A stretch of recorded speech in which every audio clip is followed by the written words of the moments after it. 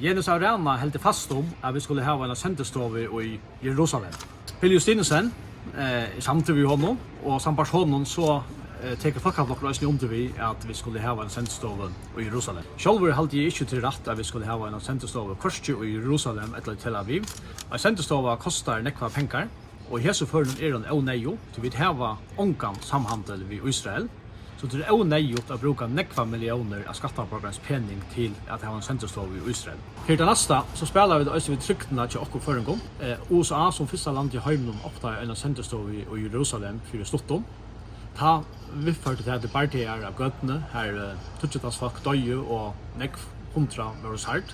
Vi halte ikke til nøyot at sette trykkene til okkur føringom nivåa.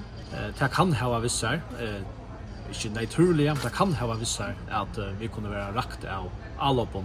Så vi gjør oss parster av en åsamje om vi vilja til et litt. For det sier, så hever begge undanfra landstøyre og nusida landstøyre, altså til semju i fargen, om at vi skulle hava virkavar høymilder av åttarusbliske økjennom. Om daner ikke hava alida at vi omsida okkara høymilder av åttarusbliske økjennom av kylagauan hot, så var det tropult at samføra daner om at vi skulle få disse høymildene, som vi i fargen faktisk samt om at vi skulle hava.